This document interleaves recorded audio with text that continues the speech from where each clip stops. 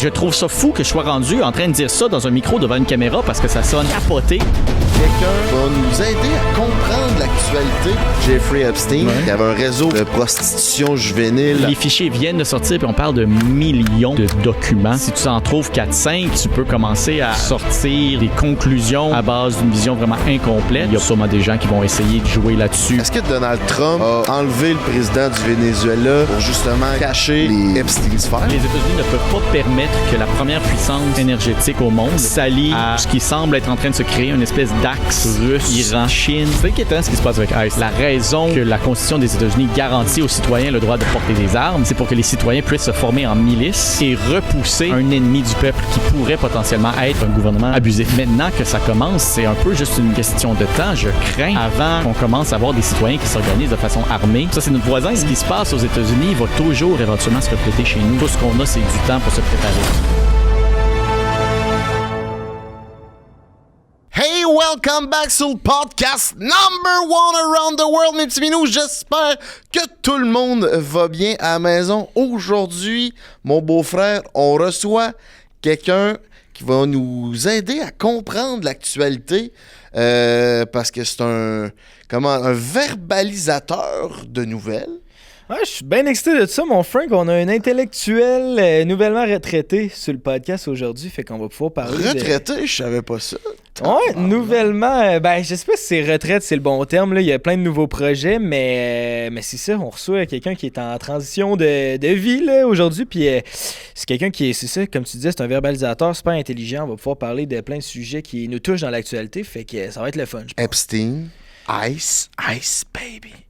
Ice Baby, qui a plus la connotation qu'il y avait dans les années 2000. Non, c'est ça. Mais ouais, c'est ça. Comment toi, t'es un fan de géopolitique, ça doit être le genre de podcast qui t'intéresse, là. Ouais, moi, j'aime ça de pouvoir parler avec du monde qui sont au courant puis qui peuvent m'en apprendre. Ben, c'est facile de m'en apprendre sur plein de sujets, mais sur ça, j'écoute vraiment beaucoup de reportages, de documentaires, des nouvelles, surtout ce qui est européen, parce que j'aime ça, parce qu'ils reçoivent...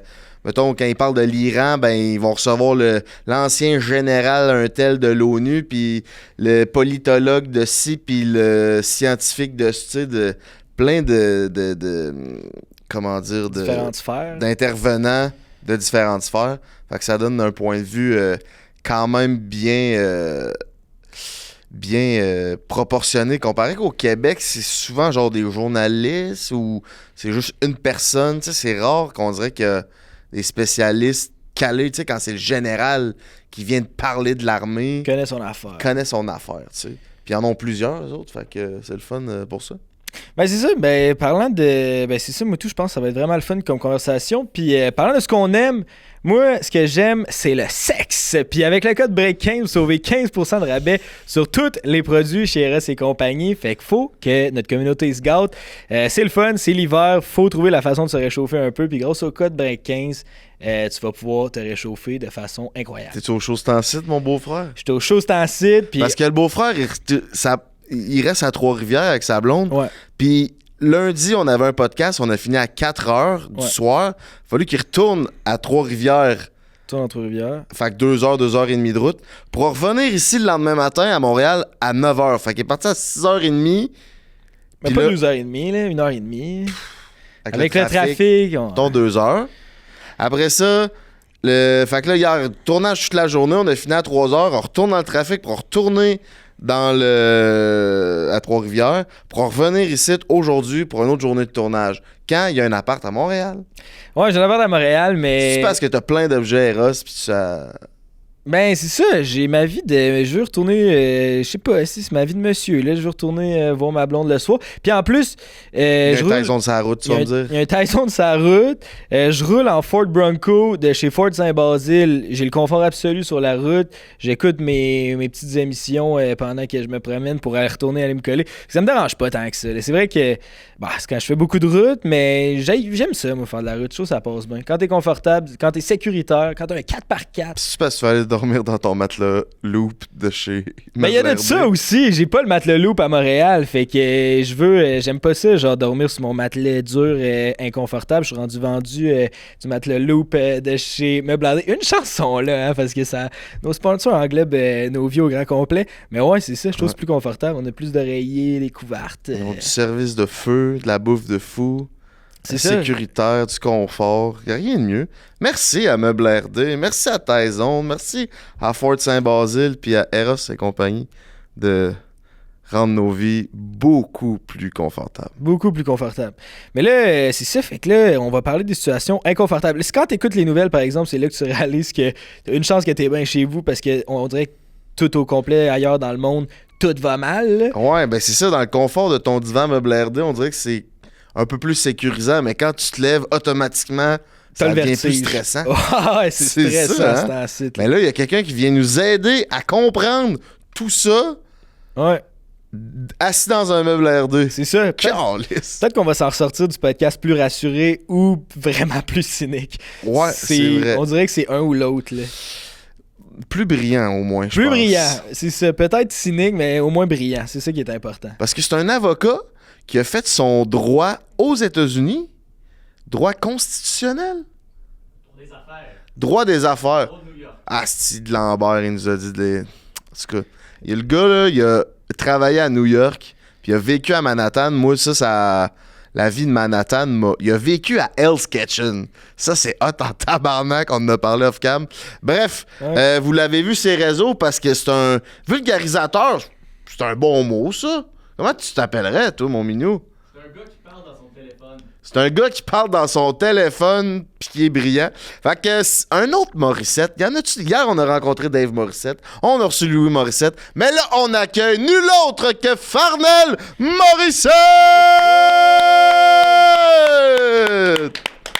Merci, Caroline. Accueil de même. Je retourne me coucher, là.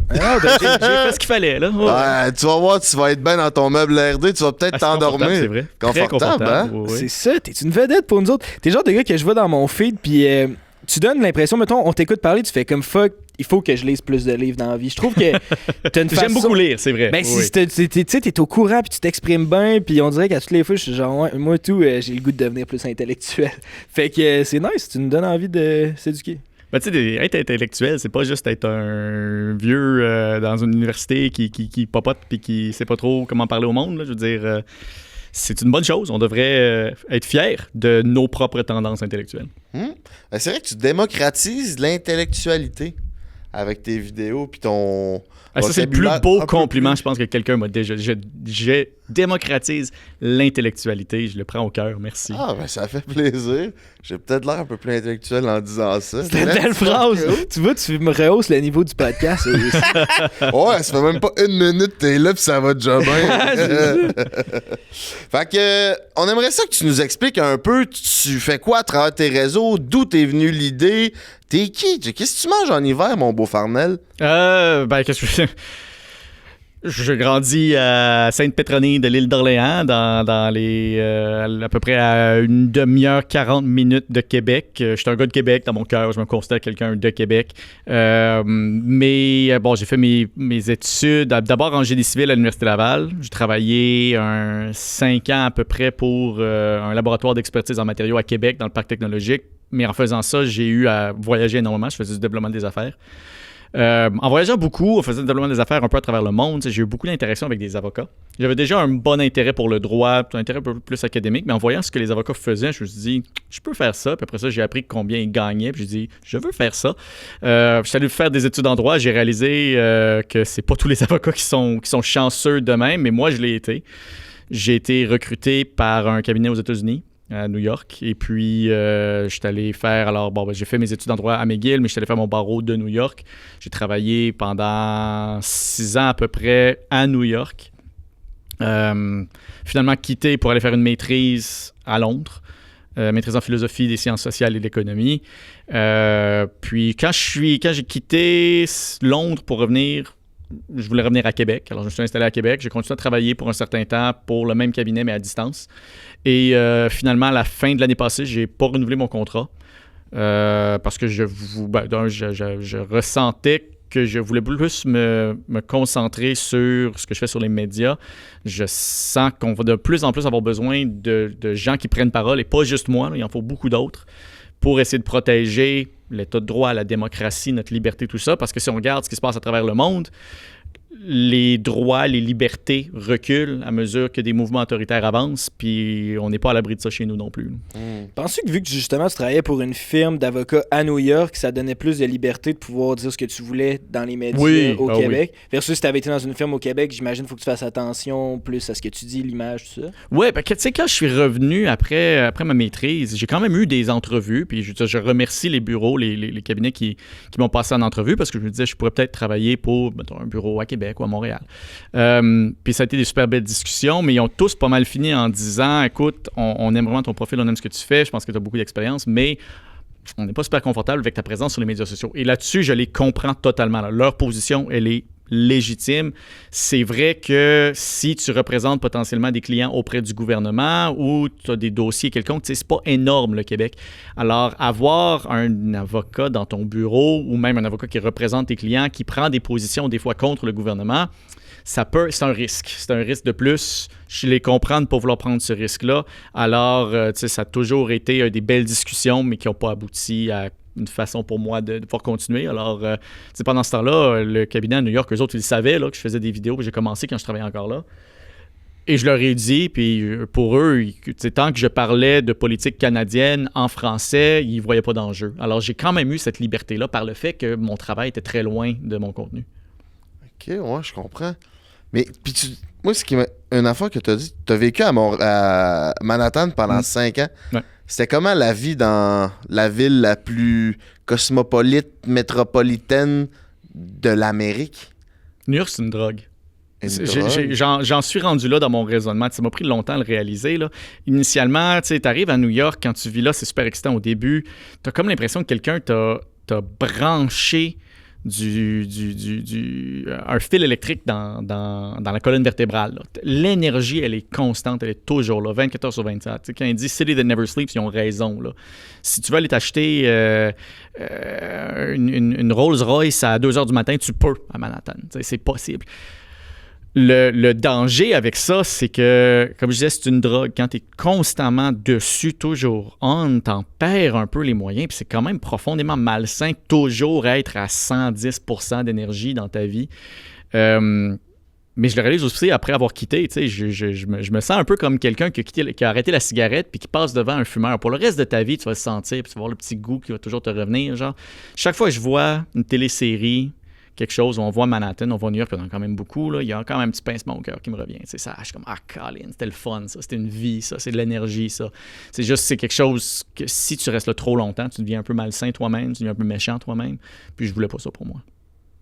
Puis est-ce que tu l'as senti, t'es-tu parti de là parce que physiquement ou mentalement, t'étais épuisé ou c'était plus conditions de travail? Moi, j'ai jamais vécu l'espèce de burn-out de New York que beaucoup de gens qui décrivent. Ouais, je comprends que beaucoup de gens qui vivent ça, je le respecte. C'est sûr que j'avais pas de famille, j'avais pas d'enfants. Ma vie était quand même assez propice à pouvoir donner tout ce que j'avais au hustle de Manhattan. Mais il n'y a pas eu comme un gros moment déclencheur. Je savais que mon objectif, c'était toujours de revenir au Québec. Alors, quand tu sais que c'est ça que tu veux faire, c'est pas une question de si, c'est une question de quand, ben là, il faut que tu dises c'est quoi mes limites. Mais ça n'a pas été un moment de déclic, mais ça a certainement été un moment de réflexion. Tu sais, où j'habitais dans le Hell's Kitchen, j'allais à pied au bureau. Puis mon bureau était dans le New York Times Building, qui est juste en face du Port Authority. Pour ceux qui ne connaissent pas le Port Authority, c'est un peu le Berry-UQAM de Manhattan. C'est la gare centrale de tous les autobus interrégionaux. Alors, si tu n'as pas les moyens d'arriver à Manhattan autrement, par train ou par avion, ben, tu arrives par autobus. Ce qui fait que, un peu comme le secteur Berry-UQAM ici, il y a beaucoup de gens, ça attire beaucoup de gens qui sont dans des situations d'itinérance, qui ont peut-être des problèmes de santé mentale, des problèmes de santé quelconques. Et moi, je partais de chez moi, je marchais par là pour aller après ça dans mon bureau où c'était le gros luxe. Là. Je veux dire, j'étais à 30 étages par-dessus Times Square. Puis un jour, en allant travailler, je marchais, j'ai pris une grosse enjambée. Puis je continue à marcher. Puis je l'ai juste réalisé 3-4 pas plus tard que j'avais pris cette grosse enjambée-là. Des fois, ton corps agit, puis ça prend quelques secondes que ton cerveau réalise ce que ton corps a fait. Là. C'était un humain? Ben c'est ça. J'avais marché par-dessus quelqu'un, un être humain, qui était clairement en détresse d'une façon prononcée, là, pas en train de hurler rien, mais je veux dire clairement pas en bonne santé, qui était couché sur le trottoir et sans même le réaliser, mon corps l'avait même pas vu, avait juste marché par-dessus comme ça, c'est une craque. Et ça te fait quelque chose réaliser que tu es rendu cette personne-là. Genre, je veux pas être cette personne-là dans ma vie, c'est pas bon pour moi. Alors, c'est définitivement un des moments qui a beaucoup alimenté ma réflexion, qui m'a fait dire, ouais, OK, il est peut-être temps que je parte de New York avant que je devienne cette personne-là. Ah, je comprends ça. On dirait à plus petite échelle, moi, que mon premier appart que j'ai eu à Montréal, c'était quand même un bel appartement, puis pour se rendre au gym, il fallait passer dans des souterrains, puis dans le souterrain, il y avait plein d'itinérants qui dormaient. Puis je te rappelle, les premières semaines, les premiers mois, ça m'habitait vraiment. J'étais comme, c'est triste, je comprends pas. Ouais. Puis après, comme 8-9 mois, j'y pensais quasiment plus, là, tu sais, ça devenait une réalité que j'avais comme décidé d'ignorer un peu, parce que tu trouves pas la solution là-dedans. Fait que moi aussi, c'est ça qui m'a rendu... Il y a personne qui veut devenir quelqu'un qui ignore d'autres êtres, tes voisins, là, c'est ça. de cette façon-là.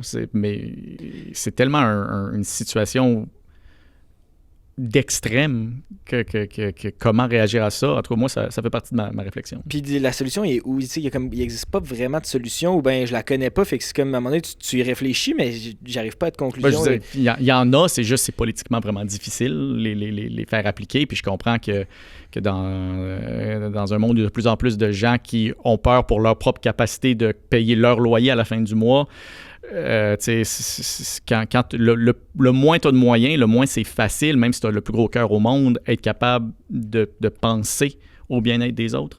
Alors, sans vouloir rentrer dans les grandes questions philosophiques, je pense qu'à mesure que l'écart entre les extrêmement riches, là je parle pas des millionnaires, là, je parle des milliardaires, etc., à mesure que l'écart entre ce monde-là et le reste du monde prend de l'ampleur, il y a de moins en moins de moyens pour le reste du monde de faire ce qui leur viendrait autrement naturellement, qui est de se soucier de ses voisins. Ouais, c'est ça. Les Québécois ont tendance à beaucoup juger ce qui se passe aux États-Unis, mais j'ai l'impression qu'on n'a tellement pas la même réalité que c'est difficile de comprendre ce qui se passe sur l'autre bord. J'aimerais ça que tu m'expliques un peu, toi, ta vision des choses entre la différence entre un Américain moyen et un Québécois moyen. Ben, à base, les États-Unis, c'est pas un monolithe. Les États-Unis ne sont pas une nation au sens sociologique. C'est pas un groupe de personnes qui sont tous homogènes et qui partagent une culture qui se ressemble tellement qu'ils vont tous mutuellement être capables de s'interchanger ou presque. T'sais. Le Québec est une nation dans le sens où, même s'il y a des gros changements de type de vie et de style de vie entre, mettons, quelqu'un en Gaspésie puis quelqu'un à Montréal, ça reste que mutuellement, on va se reconnaître par certaines valeurs communes de façon beaucoup plus prononcée que, disons, entre quelqu'un qui habite à Manhattan et quelqu'un qui habite dans le Texas rural. Alors, il n'y a pas un États-Unien typique.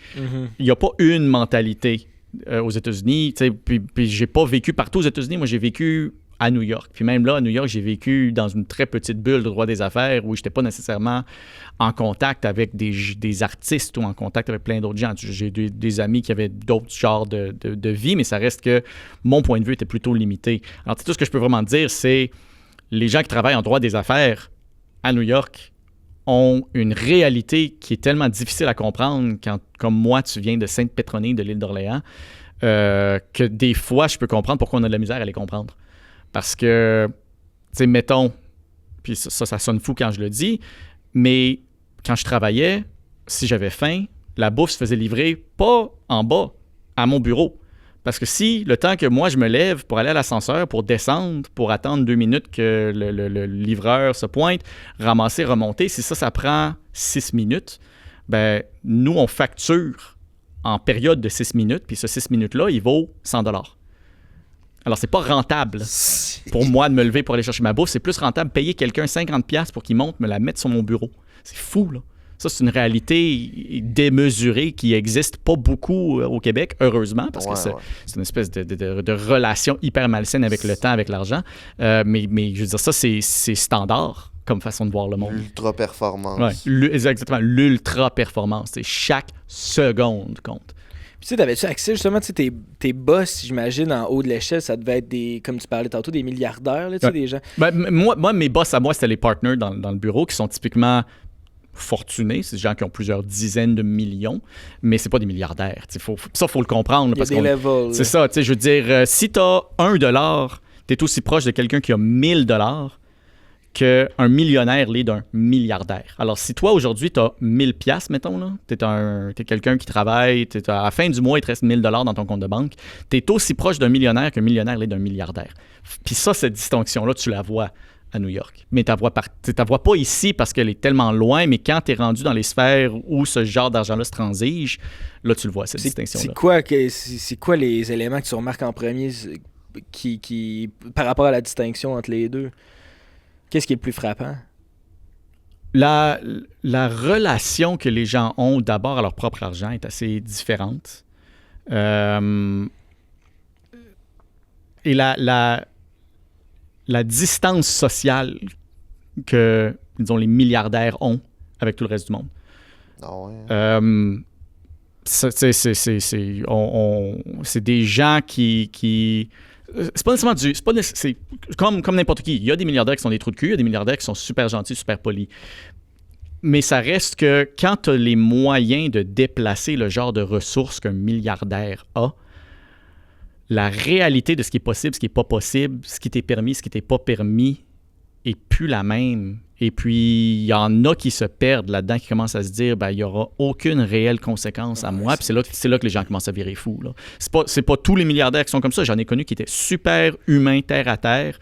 C'est pas comme si j'étais leur meilleur chum, ils ne m'invitaient pas chez eux la fin de semaine, mais j'ai eu à travailler avec eux, j'ai eu à avoir des contacts avec eux. Il y en a qui sont super, il y en a qui sont les pires trous de cul du monde. Comme n'importe quelle autre classe sociale.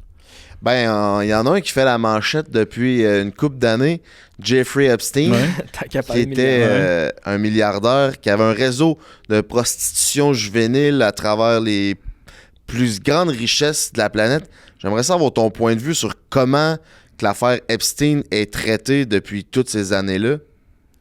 C'est vraiment spécial parce que aux États-Unis, il y a un mouvement politique entier qui s'est presque bâti autour de Release the Epstein Files. Rendons public tous les dossiers Epstein pour qu'on puisse voir qu'est-ce qui se passe. Et je comprends parfaitement ce mouvement-là parce que si moi j'habite dans un pays où je soupçonne que les grands décideurs, les personnes qui gèrent mes ressources, mes droits, tout ça, sont des personnes qui sont compromis et qui sont pédophiles, je voudrais le savoir. Je pense que c'est super important. Mais c'est devenu un mouvement politique qui a un peu été capturé à l'intérieur de la coalition gagnante qui a formé l'administration Trump et que l'administration Trump ensuite aurait décidé ou essayé de se distancier. Pendant un certain temps, Trump disait qu'il n'y avait plus rien à voir, plus rien à sortir des Epstein Files, qu'il n'y en avait pas dans le fond. Puis là, finalement, avec la pression additionnelle, c'est tout sorti. Mais là, les fichiers viennent de sortir, puis on parle de millions de documents. Ça va prendre énormément de temps, faire le tour de tout ça. Ça, c'est un travail d'archiviste, un travail d'historien. ChatGPT. J'hésite oui, il y a des outils d'intelligence artificielle qui peuvent aider avec ça, mais le danger avec tout ça, c'est que on parle de littéralement de millions de documents. Si tu en trouves 4-5, puis tu peux commencer à sortir des conclusions à base d'une vision vraiment incomplète, je pense que le risque, c'est que dans l'imaginaire public, ce qui se forme soit une vision très incomplète de la réalité, puis il y a sûrement des gens qui vont essayer de jouer là-dessus pour en tirer leur avantage. Je veux qu'on fasse toute la lumière sur ce qui se passe, comme à peu près tout le monde, mais il faut donner le temps à des personnes compétentes de faire toute la lumière. Là. C'est pas quelqu'un qui demande à Grok, sors-moi 3 fichiers, qui est capable de faire la lumière correctement. Puis comment Trump, il pouvait... Parce que tu disais que c'était devenu un mouvement politique, puis c'est vrai, puis il me semble, si je me souviens bien, Trump, dans son speech, c'était comme, moi, je vais tout donner l'information au grand jour. Puis là, finalement, on apprend qu'il est mentionné 19 000 fois dans les Epstein Files. Comment ça se peut, ça? Comment lui, il poussait pour que ça soit release, puis finalement, c'est un des pires criminels dans Patente? Je pense que probablement l'objectif, quand il disait ça, c'était de se rallier les gens pour qui leur vote va être en fonction des Epstein Files. Alors, quand il l'a dit, c'était probablement, il pensait à court terme. Qu'est-ce qui va faire que je vais gagner la présidence? Puis à la limite, il se disait, une fois que j'ai la présidence, j'aurai contrôle du dossier, j'aurai contrôle du narratif là-dessus, je vais pouvoir m'assurer on va s'arranger pour que ça sorte pas. Il a peut-être sous-estimé l'intérêt de cette base-là à tenir mordicus à cette question-là, ce qui fait que finalement, il a un peu été contraint par sa propre base de le sortir. Il s'est allié à un groupe en pensant qu'il pourrait les ignorer par la suite, puis il n'a pas été capable de les ignorer. C'est ça, comme avec Clinton, quand il y a eu des genres d'histoires avec des travailleuses du sexe, ça a vraiment pas passé. Lui, il y a eu des histoires avec des travailleuses du sexe, ça a passé. Fait que c'est peut-être dit, une fois au pouvoir, je vais être capable de tasser ça du revers, puis ça va passer, tu sais. Ouais. Et moi, je me demandais, est-ce que Donald Trump a enlevé le président du Venezuela, puis met la pression sur l'Iran pour justement cacher puis les Epstein's Files? C'est vraiment tough savoir qu'est-ce qui se passe dans la tête de Donald Trump. Là, on est en train de faire quelque chose qu'il faut quand même faire un peu attention. On parle des États-Unis comme si on était à l'intérieur des États-Unis, et je pense que c'est important de réaliser qu'on ne l'est pas. Alors, on devrait toujours porter attention à ce qui se passe aux États-Unis. C'est notre voisin, c'est notre plus gros partenaire économique, et c'est la puissance militaire mondiale. On est collé à eux. Il faut qu'on porte attention à ce qui se passe. Mais il faut aussi réaliser, puis ça, je l'ai réalisé en vivant au Canada maintenant, que notre réalité médiatique n'est pas du tout la même que celle des États-Unis. Quand Trump parlait des tarifs, par exemple, je veux dire, c'était un blackout médiatique. On parlait que des tarifs que Trump veut mettre sur le Canada. Pendant ce temps-là, moi, je parlais à mes collègues encore, mes amis. Je leur apprenais que Trump allait mettre des tarifs sur le Canada. Ils ne vivent pas dans la même réalité médiatique que nous, parce que ce qui est important pour eux puis ce qui est important pour nous, c'est pas la même chose. Puis ça, j'extrapole de ça à dire, c'est vraiment tough de savoir ce qui se passe dans la tête de Donald Trump, parce que nous-mêmes, on ne vit pas dans la réalité de l'opinion publique des États-Unis. C'est sûr que Donald Trump, lui, réagit à l'opinion publique des États-Unis, puis ça, on n'y a pas accès aussi facilement. Alors, essayer de spéculer sur ce qui se passe, c'est quoi la stratégie, tout ça, je le ferai avec un gros bémol, parce qu'on part pas de la même place que les gens qui ont réellement un impact sur ce qui se passe aux États-Unis. OK. Puis comment tu l'expliques, Trump là, qui s'en va kidnapper le président du Venezuela, niveau géopolitique, c'est quoi qui l'a poussé à faire ça? Géopolitiquement, je pense que la première chose à comprendre, c'est que le Venezuela, c'est la première puissance théorique en pétrole au monde. Ils ont la plus grande réserve prouvée de pétrole inexploité sur Terre. C'est aussi une des plus grandes réserves de métaux précieux. Je pense que la plus grande réserve d'or présentement au monde, ou à peu près, si je ne me trompe pas. Et depuis plusieurs années, le Venezuela se distanciait des États-Unis. Et les États-Unis ne peuvent pas permettre que la première puissance énergétique au monde, le Venezuela, s'allie à ce qui semble être en train de se créer, une espèce d'axe russe-Iran, peut-être Chine, parce que si ces groupes-là deviennent dans une situation où ils contrôlent la plus grande réserve de pétrole au monde, la dominance des États-Unis est remise en question. Et pire encore, si la plus grande réserve de pétrole au monde commence à transiger du pétrole dans une monnaie autre que le dollar américain, la suprématie du dollar US est remise en question. Et si les États-Unis perdent l'avantage géopolitique qui est la suprématie du dollar US à travers le monde, leur influence à travers le monde va commencer à dégringoler très rapidement. On ne peut pas faire abstraction de cette réalité-là quand on parle de ce que les États-Unis ont fait au Venezuela. Officiellement maintenant, si on veut prendre le point de vue, disons, mettons-nous dans la position de quelqu'un qui veut défendre l'administration Trump là-dessus, le président du Venezuela n'était pas reconnu comme président du Venezuela par les États-Unis, ni par le Canada, et ni par la plupart des pays occidentaux. La plupart des pays occidentaux considéraient que l'élection au Venezuela avait été truquée et ne reconnaissaient pas Nicolas Maduro comme le président légitime du Venezuela. Alors, à la base, si tu es l'administration Trump, il y a au Venezuela quelqu'un qui n'est pas reconnu comme étant le président, qui est probablement impliqué dans des transactions de drogue qui vont aux États-Unis. Puis ça, je veux dire, c'est des allégations que je suis incapable de dire si c'est vrai ou non, mais prenons leur perspective, disent que c'est ça. Eux autres, tout ce qu'ils vont dire, c'est on est allé arrêter un narcotrafiquant dans l'Amérique du Sud, comme on a fait plein de fois dans le passé, et c'est vrai qu'ils l'ont fait dans le passé. Alors eux, c'est ça leur justification légale pour ce qui ressemble beaucoup plus à une prise de contrôle de ressources. Dans un de mes reportages de guerre que j'écoute, ils ont dit que les États-Unis sont arrivés en force avec une nouvelle arme ultrasonique. Je sais pas si vous avez entendu parler de ça. Puis qu'ils ont comme... J'ai pas pu vraiment comprendre comment ils ont envoyé ça, mais comme s'ils avaient envoyé un ultrason vers les personnes, parce que Maduro était protégé par une genre de milice cubaine, puis que ils se sont fait complètement avoir par ce genre de blast-là, puis tout le monde s'est mis à être malade, puis à pas comprendre ce qui s'est passé. Les hélicoptères sont arrivés, ils ont réussi à tout fermer l'électricité de la capitale de... C'est quoi donc? C'est la capitale du Venezuela. Ça me vient pas à l'esprit, je suis désolé. Je devrais le savoir, hein, mais je m'en souviens pas. En tout cas, la capitale où ce que Maduro était, tout a shut down. Il y a eu un ultrason, tout le monde était blackout. Les États-Unis sont arrivés, ils ont tout killé, ils l'ont ramassé puis sont partis. Même avant qu'ils réussissent à rentrer dans son bunker, qui était dans la maison où ce qui était. C'est quand même fucké, ce genre de nouvelle arme-là, tu sais. Je ferais très attention à des rapports du genre parce que c'est dans les intérêts des gens qui ont ce genre de moyens-là d'obfusquer, de semer la confusion sur c'est quoi leur capacité réelle. Alors, tu sais, peut-être que ces histoires-là sont vraies, peut-être que ça a été planté pour cacher la réalité de comment ils ont fait l'opération, parce que tu veux jamais dévoiler au monde au complet c'est quoi tes capacités furtives réelles. Là. C'est drôle à dire, mais tu sais, on vous a dit quand vous étiez jeune que manger des carottes, c'était bon pour les yeux, genre. Mais ça, c'est pas faux que manger des carottes, c'est bon pour la santé en général, mais ça n'a pas d'impact sur les yeux.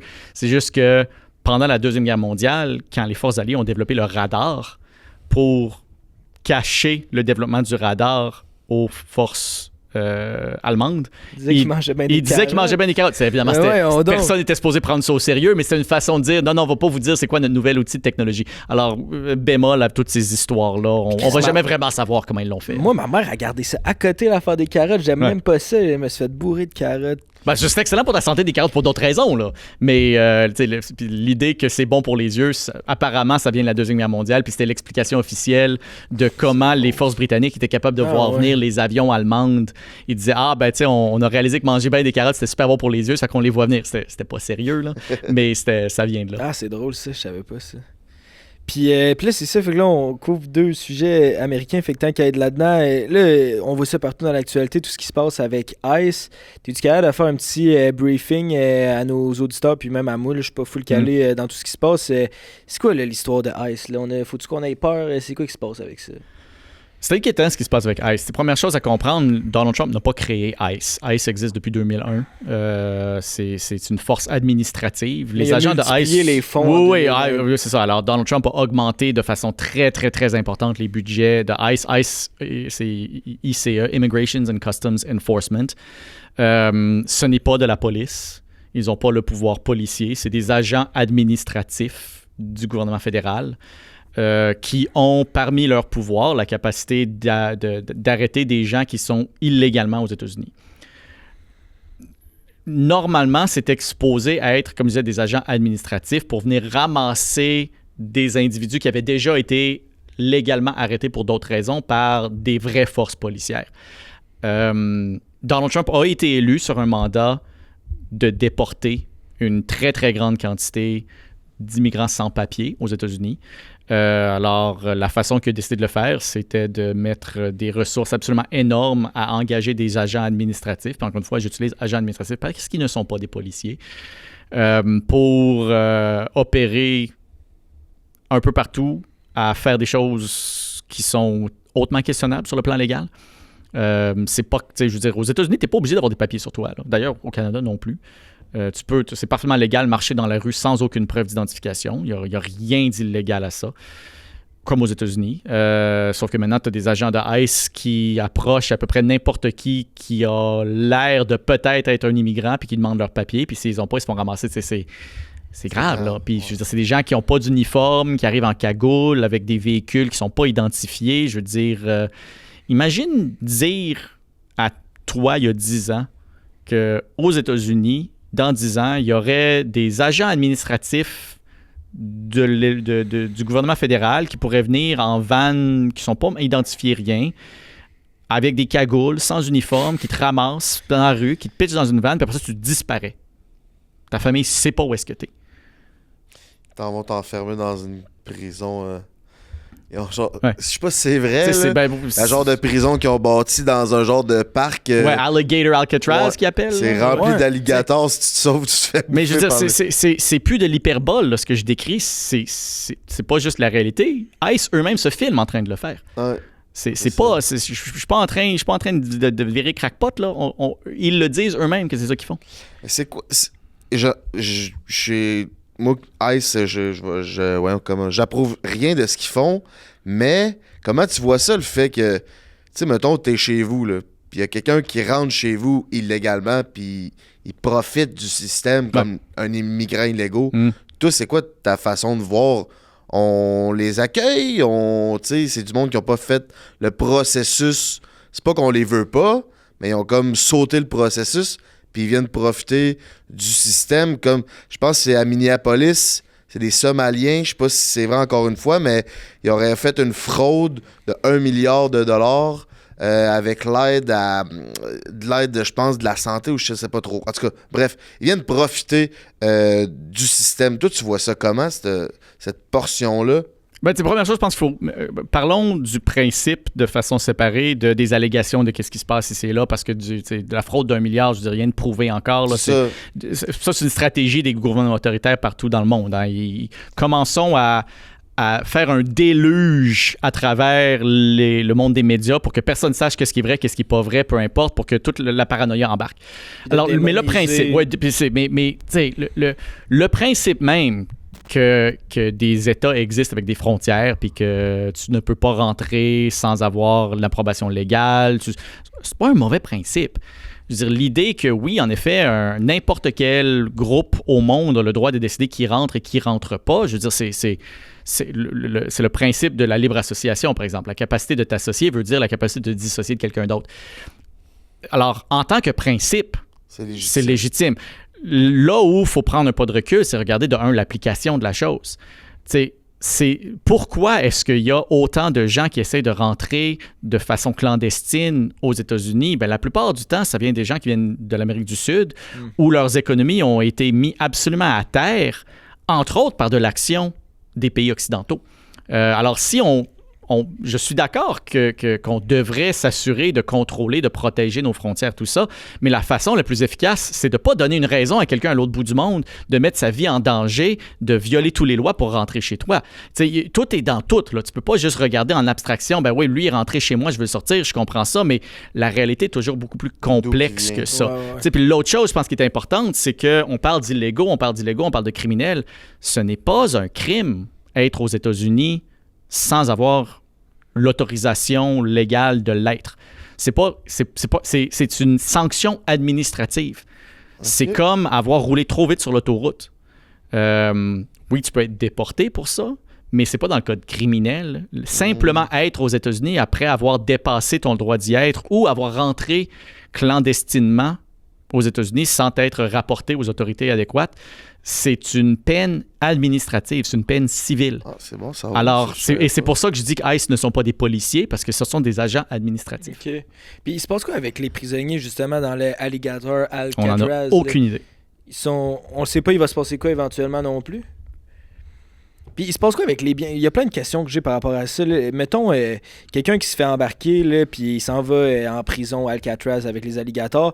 Mettons, il y a une maison, là, c'est quoi qu'il fait? Ou genre, ils vont le renvoyer, mettons, dans un pays de base, là, qui serait, mettons, le Mexique. Mais il se passe quoi avec ses biens? C'est-tu eux autres qui prennent possession? Lui, peux-tu vendre? C'est quoi qui va se passer? En théorie, les droits de propriété restent. Là, il faut dire, c'est assez rare des gens qui sont des immigrants sans papier, des clandestins qui sont propriétaires de maisons. Il y en a, mais c'est plutôt rare parce que généralement, pour être propriétaire d'une maison, il faut que tu sois enregistré avec l'État. Puis là, l'État va réaliser que tu n'as pas de statut. Alors, c'est plutôt rare, mais je veux dire, il y a des gens qui ont littéralement été enlevés par ICE pendant que leurs enfants étaient encore à garderie. Là. Puis je veux dire, qu'est-ce qui se passe à ce monde-là? Je ne sais pas. Qu'est-ce que tu penses qui se passe?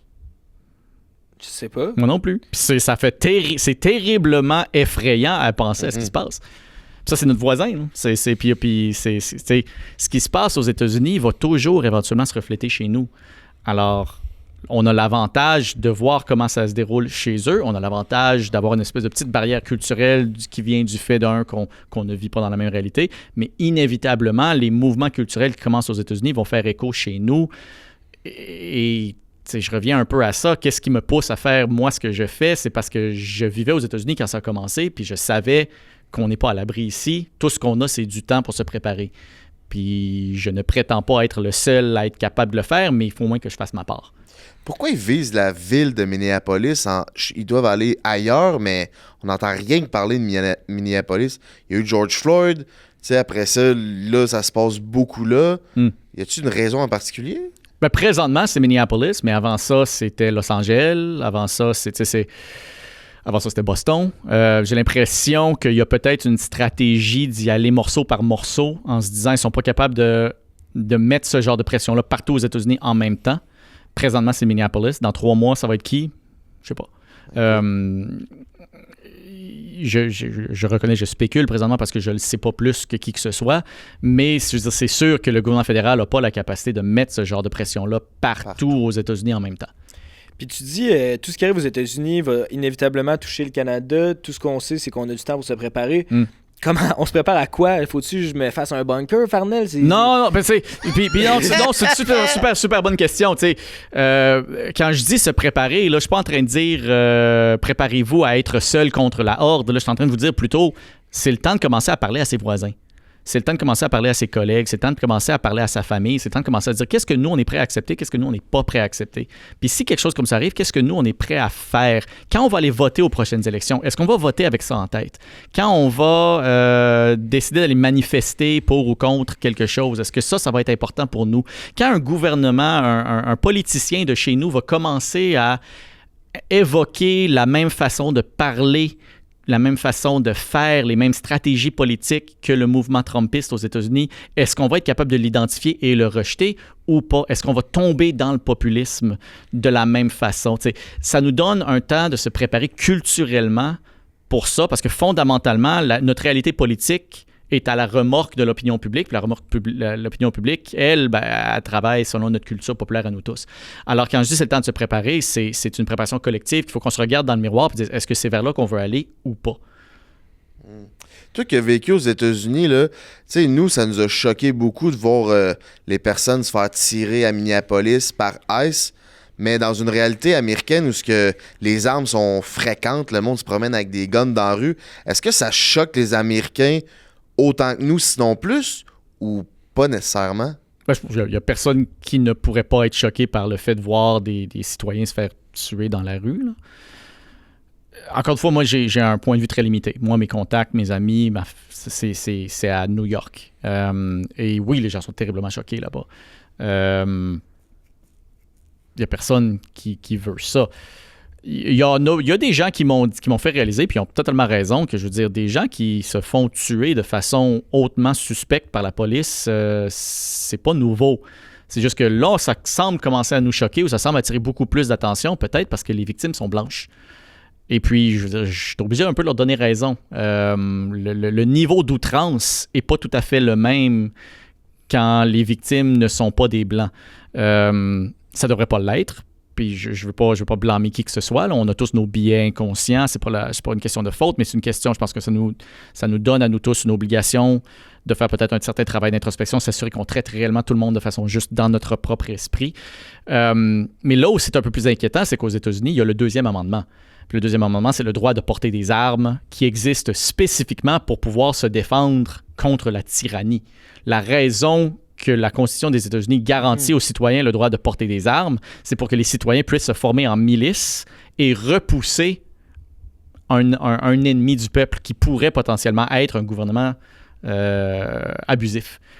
Alors, maintenant que ça commence, c'est un peu juste une question de temps. Je crains, avant qu'on commence à avoir des citoyens qui s'organisent de façon armée pour tirer sur des agents de ICE. Et puis après ça, la frange aux États-Unis qui sont favorables à ICE vont dire, voyez, c'est une rébellion, on doit invoquer les lois sur le Insurrection Act, la loi contre les rébellions. Puis là, tu as des armées qui commencent à débarquer dans les villes.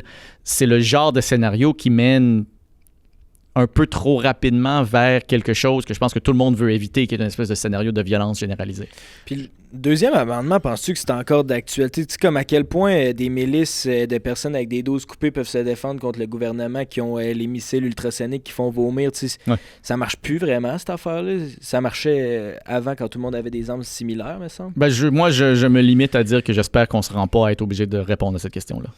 J'ai vu un reportage de Radio-Canada, ils sont allés à Philadelphie. Puis c'est le mouvement des Black Panthers qui serait comme revenu. Je sais pas si tu as vu ça. Ouais, j'ai vu ça. Le gars, c'est les Black Panthers, mais un peu nouvelle C'est ça, mouture. Ils ont repris le nom, mais c'est pas clair que ce soit une continuation réelle de l'organisation. C'est ça. Ouais. Puis le gars, il se promène avec son AK-47 dans Philadelphie, il va faire des rondes. Puis il fait une genre de mission sociale. Il aide les gens de la communauté. Puis C'est fou. le monde dans la communauté sont comme... Ils lèvent le poing, puis ils sont d'accord. Puis là, de m'amener ils sont dans le métro. Puis là, la police descend les marches. Là, ils checkent. Là, la police, c'est comme... envoie un message à un autre policier. Puis là, le gars des Black Panthers, il commence à genre intimider la police. La police s'en va. Il n'y a pas de... Ouais, j'ai vu ce segment-là. T'sais, c'est pas entièrement clair pour moi que la police est partie parce qu'il avait peur, il était intimidé. Là. Mais lui, c'est ce qu'il dit. Là. C'est ce qu'il dit. Mais je veux dire, il y a plein de raisons différentes. Peut-être Ben qu'un oui, policier est descendu et regardé, OK, techniquement, tout ce qu'il a T'as vu le était droit, parfaitement c'est ça. légal. Alors, il n'y a pas raison d'intervenir. Il est parti, je sais pas. Là. Wow. Mais le cocktail présent où il y a des gens qui ont peur, où il y a énormément de polarisation, les gens perdent confiance ou une frange importante des gens perdent confiance dans leur gouvernement et commencent à s'armer. Nous, de notre côté de la frontière, on devrait regarder ça et dire, OK, souhaitons-le pas. Probablement que ça va se résorber. Les États-Unis ont eu des périodes de tension sociale très, très importantes dans le passé et ça s'est résorbé sans qu'il y ait de violence généralisée. Alors, je suis pas en train de dire que ça va se faire, mais c'est pas parce que quelque chose va probablement pas arriver qu'on devrait pas quand même commencer à se préparer au cas où ça arrive. Et je trouve ça fou que je sois rendu en train de dire ça dans un micro devant une caméra parce que ça sonne capoté. Il y a 10 ans, j'aurais dit, voyons non, ce gars-là, c'est un fou, c'est un crinqué, là, lâche les médicaments, dude, là. Mais je crois que sans tomber dans la panique, on ne devrait absolument pas paniquer, c'est quand même le temps qu'on commence à se demander comment est-ce que nous, on se prépare pour le pire en espérant que nos voisins l'évitent. Fou ça. En début de podcast, je disais, en parlant avec Farnell, soit on va en ressortir plus soulagé ou plus cynique. Je me range tranquillement vers le cynisme à ce moment-là. Je crois. Non, la réaction, c'est pas le cynisme. La réaction, c'est pas la panique. Il y a des gros défis devant nous. C'est vrai. Des très gros défis devant nous. Mais on est capable, on a le temps de les voir venir. C'est pas comme si on n'avait rien fait pendant les dernières années non plus. Je veux dire, le gouvernement Carney a, par exemple, fait d'énormes gains avec d'autres ententes économiques qui réduisent notre dépendance avec les États-Unis. Ça, c'est une certaine forme de réaction. C'est pas suffisant, mais c'est quelque chose. Alors, on a de gros défis devant nous. On a déjà agi. On continue à agir. On a les outils nécessaires, sociaux, pour éviter le pire. Il faut la volonté politique pour le faire maintenant. Est-ce que le Canada peut subsister sans un accord de libre-échange avec les États-Unis? Oui, je veux dire, ça va faire mal, soyons clairs. Si l'accord de libre-échange, quand vient le temps de faire sa renégociation, tombe à l'eau, par exemple, ça va faire extrêmement mal à l'économie du Canada et des États-Unis aussi. Mais le Canada a déjà existé sans entente de libre-échange avec les États-Unis. C'est sûr que c'est pas le même Canada qu'on a aujourd'hui, mais fondamentalement, c'est possible. Il y a d'autres pays au monde qui ont une prospérité, qui ont quand même des standards de vie confortables et élevés, qui ont pas d'entente de libre-échange avec les États-Unis. Alors oui, c'est possible. Il faut juste qu'on se prépare et il ne faut pas qu'on se leurre à se dire que ça va être facile, ça va faire mal. Ce serait quoi En espérant qu'on soit capable de renégocier le libre-échange. Je pense pas vraiment que c'est dans les intérêts des États-Unis de ne pas renouveler le libre-échange avec le Canada. Ce serait quoi les solutions si on arrivait à pas signer d'accord? Il va falloir qu'on ouvre d'autres marchés. Je pense qu'un rapprochement avec l'Europe est une très bonne chose. On est en train de le faire. Je pense qu'un rapprochement avec les autres pays du Pacifique, c'est une bonne chose. Le danger avec ça, par exemple, c'est qu'on ne veut pas complètement aliéner les États-Unis non plus. Je veux dire, on a la plus grande frontière non protégée au monde. On est obligé d'être des amis des États-Unis. Et on devrait vouloir être des amis des États-Unis. C'est une relation qui, historiquement, a été beaucoup plus positive que négative. C'est juste que des fois, les États-Unis passent dans des bouts un peu plus intenses, comme ils sont en train de vivre maintenant, mais tout en réalisant, peut-être qu'on ne devrait pas être autant dépendant des États-Unis. On ne veut pas non plus brûler les ponts avec les États-Unis parce qu'un jour, il y aura une autre administration. Donald Trump ne sera pas au pouvoir pour toujours. L'histoire des États-Unis nous montre que c'est un pays qui tend à osciller de façon très dramatique d'un côté à l'autre, mais éventuellement, ça va revenir.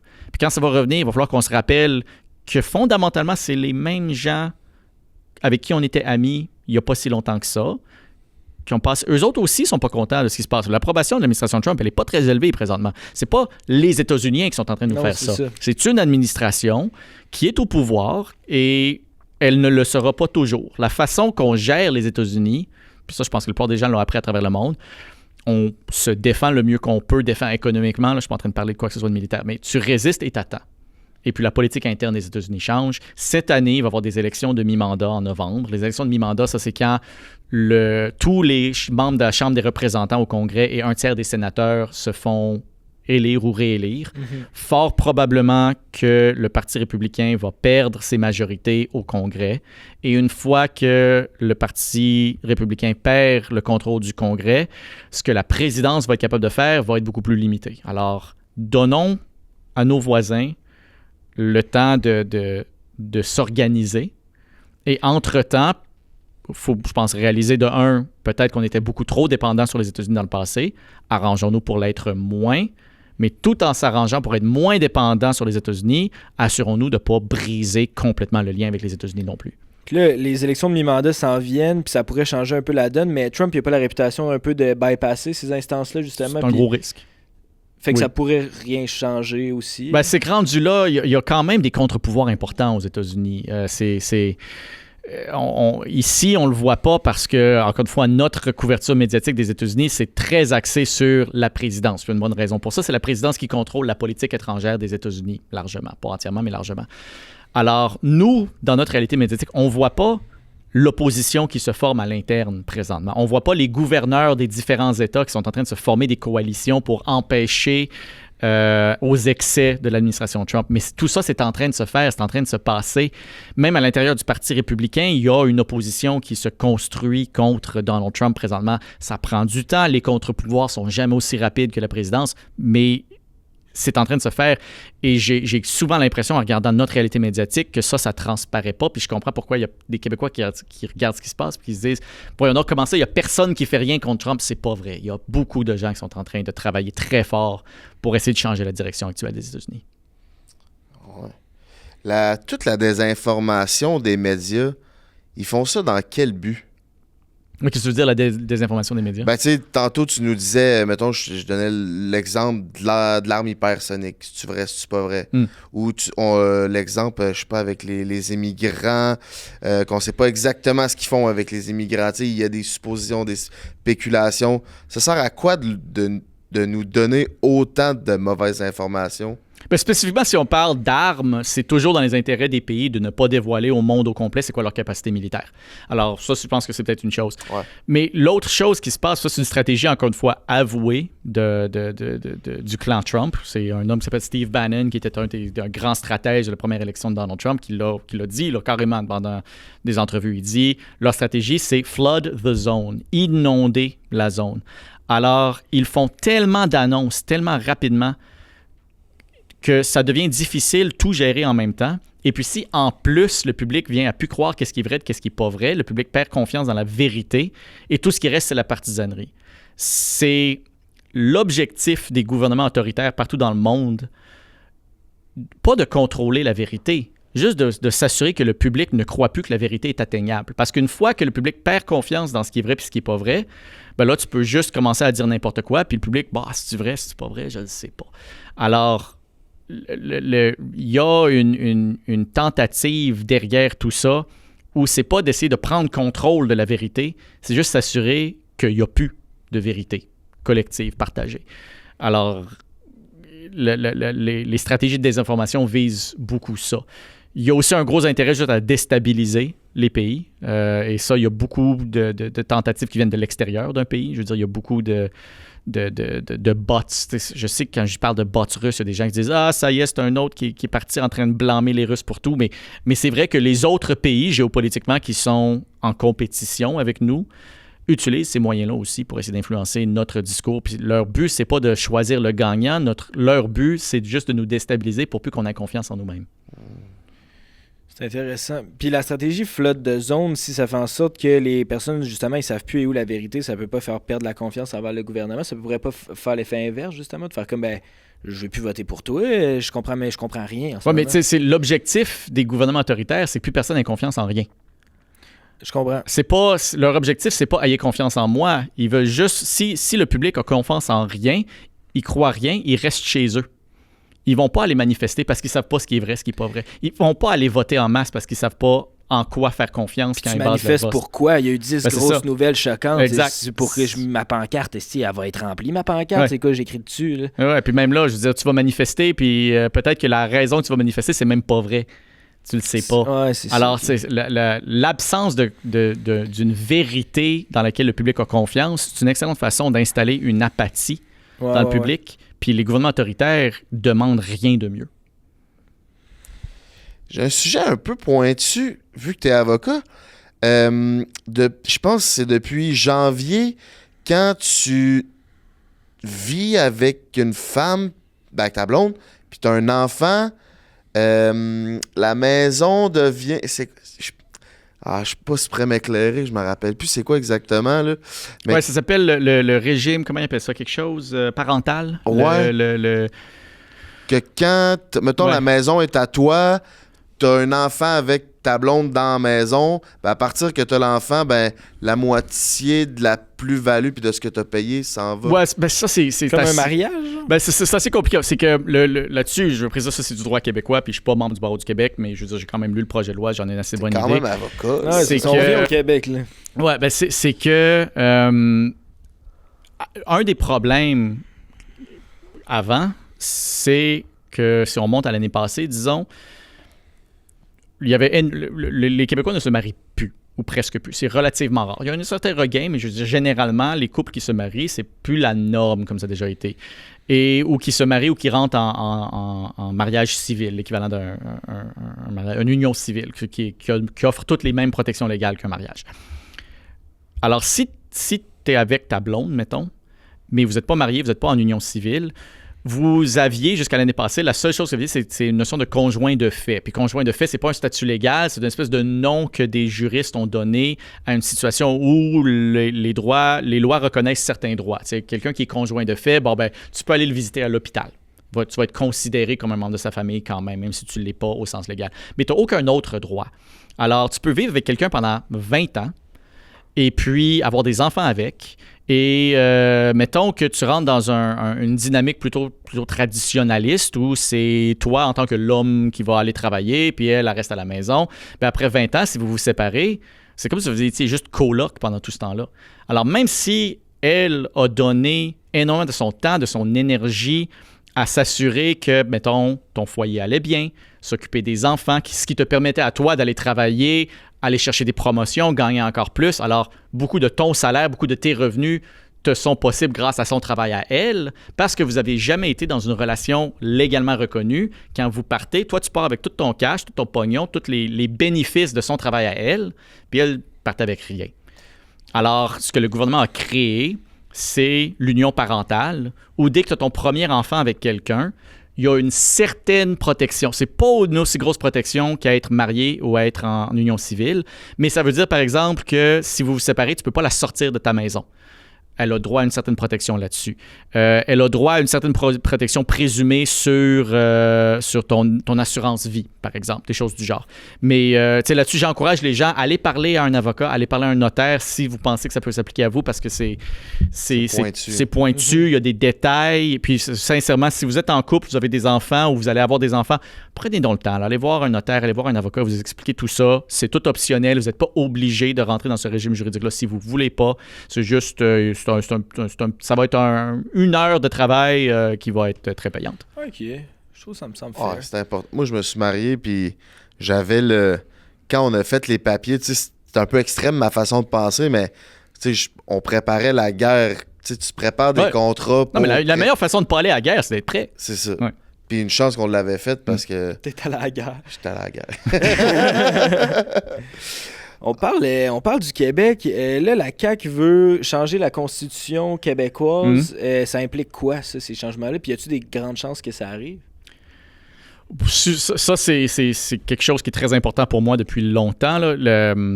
D'abord, première chose, le Québec a déjà une constitution. C'est souvent, quand la CAQ présente ça de façon très nationaliste, très fierté nationale, on va se donner une constitution. Non, le Québec a déjà une constitution. Le Québec a une constitution depuis 1867.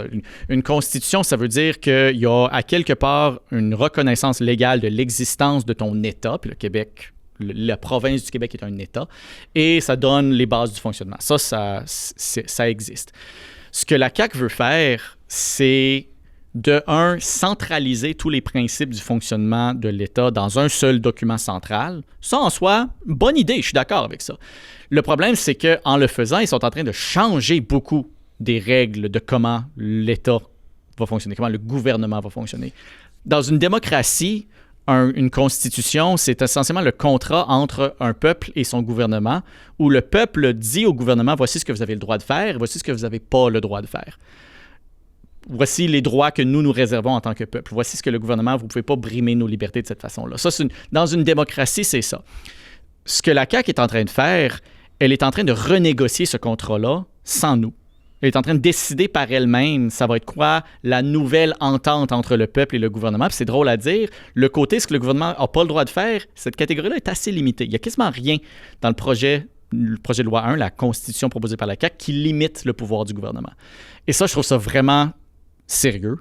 C'est grave pour deux raisons. En premier, parce que même si la constitution proposée par la CAQ était parfaite, une constitution doit venir du peuple pour être légitime dans une démocratie.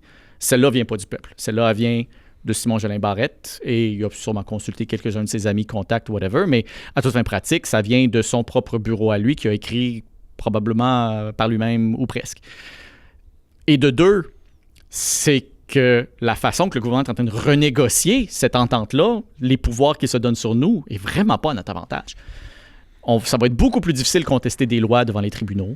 Ça va être beaucoup plus difficile de s'organiser contre le gouvernement.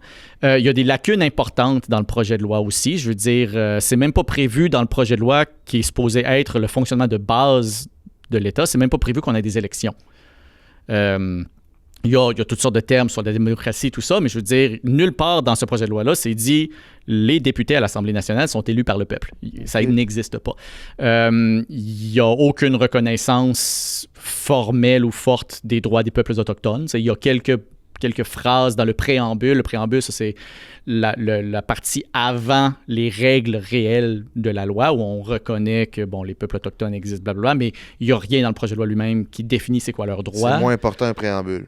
Ouais, le préambule est là pour un peu expliquer, pour donner le ton, mais c'est pas les règles formelles. Puis il y a plein d'autres problèmes avec ce projet de loi-là. C'est un projet de loi qui a été pondu par le gouvernement. Le gouvernement n'a aucun mandat pour faire ça. Je suis allé voir le programme de la CAQ avant les dernières élections. Ça apparaît nulle part. Il n'y a aucune demande pour ça. Il n'y a pas de grosse crise dans la société civile qui exige l'existence d'une constitution. C'est quelque chose qui a été pondu par, j'imagine, le ministre de la Justice qui voit venir la fin de son gouvernement, qui se dit « Man, il me reste juste quelques mois avant qu'on se fasse sacrer dehors, puis moi, je pense que je veux vraiment faire ça, puis c'est important pour moi, puis je m'en fous que j'ai aucun mandat pour le faire, je vais le faire. » Puis c'est pas comme ça dans une démocratie qu'on se donne une constitution, là, ça n'a pas de bon sens. Puis y a-tu beaucoup de chances que ça passe? Ça va beaucoup, je pense, dépendre de ça va être qui le prochain ou la prochaine chef de la CAQ. Parce que ça va être cette personne-là qui va être le prochain ou la prochaine premier ministre. Et puis, c'est beaucoup le bureau du premier ministre qui contrôle l'avancement de ces projets de loi-là. Si juste pour simplifier la chose, si le prochain premier ministre appuie pas le projet de loi de constitution, il va probablement pas passer. Parce que présentement, à peu près la seule façon de faire passer un projet de loi du genre, ce serait sous bâillon. Parce que toutes les oppositions, pas tous le Parti québécois est incertain, mais le Québec solidaire et le Parti libéral du Québec s'y opposent. Et eux veulent, pour s'y opposer, ils espèrent pouvoir faire en sorte que le projet de loi passe tellement de temps en comité qu'il n'y aura pas le temps d'être voté avant la prochaine élection. La seule façon que ça pourrait se faire, ce serait sous bâillon. Puis je veux dire, là, selon moi, ce serait une situation d'aller manifester. Là, qu'un gouvernement adopte une constitution sans réelle consultation du peuple qui change la relation de pouvoir entre le peuple et le gouvernement à l'avantage du gouvernement, puis qu'il le fasse sous bâillon en plus, c'est grave. C'est très grave. Là, on sort des rues. Est-ce que le PQ, s'il rentre au pouvoir, aurait avantage à accepter ça du fait qu'ils veulent faire un premier référendum dans le premier mandat? T'sais, avantage ou pas, ça c'est une question qui revient quasiment d'une question morale, mais le projet de loi de constitution de la CAQ donnerait beaucoup plus de latitude au gouvernement de faire ce qu'il veut. C'est ça. Et ça, c'est un des problèmes avec donner du pouvoir au gouvernement. C'est quand tu le donnes au gouvernement, tu le donnes à tous les gouvernements qui vont suivre par la suite, puis on ne sait pas ça va être qui. Alors, si le Parti québécois veut procéder de façon cavalière, autoritaire un peu, ben le projet de loi 1 les aiderait à le faire. Je veux pas dire que c'est ça leur intention. Je veux pas donner ce genre d'intention-là. Je veux pas spéculer sur leur état d'esprit, mais stratégiquement, mettons, si c'est quelque chose qu'ils voudraient faire, ce serait plus facile. Si le Québec veut se séparer du Canada, là, administrativement, est-ce que tu trouves que c'est un projet viable ou pas? Mais qu'est-ce que tu veux dire viable? Ben, tu sais... Est-ce que le Québec, économiquement, pourrait exister en tant que pays sans faire partie de la Fédération canadienne? Probablement. Est-ce que ce serait à notre avantage? Moi, je pense pas. Je crois que, surtout dans la situation actuelle, où on a un voisin aux États-Unis qui se lèche les babines en nous regardant aller, où on sait qu'ils sont en train de discuter pour financer le mouvement souverainiste en Alberta, parce que c'est à leur avantage aussi. Je pense que c'est tout à leur avantage qu'il y ait du chaos au Canada, parce que ça leur permettra d'aller chercher morceau par morceau, ici et là, un peu plus. Je crois pas que géopolitiquement, c'est une bonne idée. Puis même, mis à part ça, moi, je suis quelqu'un qui... Moi, j'aime pas le pouvoir. J'aime pas donner du pouvoir au gouvernement. Je pense pas que c'est une super bonne chose. Je pense on en a besoin. Il faut qu'on donne certains pouvoirs au gouvernement pour se gouverner, mais on devrait en donner le moins possible. Et la façon que le Parti québécois propose de le faire concentrerait énormément de pouvoir entre les mains de très peu de gens qui pourraient en faire à peu près ce qu'ils veulent. Puis ça aussi, ça m'inquiète un peu. Ça, c'est une des raisons pourquoi je suis pas favorable au projet. OK. Dans les médias dernièrement, là, j'ai l'impression que ça s'est un petit peu estompé, mais il y a eu beaucoup des débats là, autour des sujets woke. T'as-tu l'impression que c'est un sujet qu'on a beaucoup mis de l'avant dans l'actualité pour peut-être cacher d'autres choses plus importantes qui se passaient dans la société? C'est une super belle distraction, parler de wokisme, parce que ça va chercher l'émotion. C'est quelque chose qui ça divise, là, le monde sont en tabarnak. Politiquement, là, c'est la question parfaite parce que ça va chercher l'émotion, c'est extrême, ça divise beaucoup et ça n'a aucun impact réel dans la vie du monde. Dans le sens où un gouvernement peut se positionner à peu près n'importe comment qu'il veut sur la question du wokisme sans être obligé de réellement faire quoi que ce soit. Alors, c'est une super belle façon de te rallier des gens de ton bord ou de te créer un ennemi commun sans que ça fasse aucun impact sur le reste de tes politiques économiques, sociales, peu importe. Et en même temps, ça fait une énorme distraction. Alors, pendant que tout le monde est en train de se chicaner sur le wokisme, tu peux passer des projets de loi qui vont favoriser tes intérêts politiques, économiques, qui seraient peut-être pas aussi populaires parce que les gens ne regardent plus. Alors, parlez-en comme vous voulez, rendu là. Moi, je veux dire... est-ce que savoir quelle salle de bain les élèves vont utiliser dans les salles de classe, on a vraiment besoin que le ministre de l'Éducation s'accapare de 24 heures d'un cycle médiatique pour ça, pendant qu'un enfant québécois sur 4 n'a pas mangé, genre? C'est ça.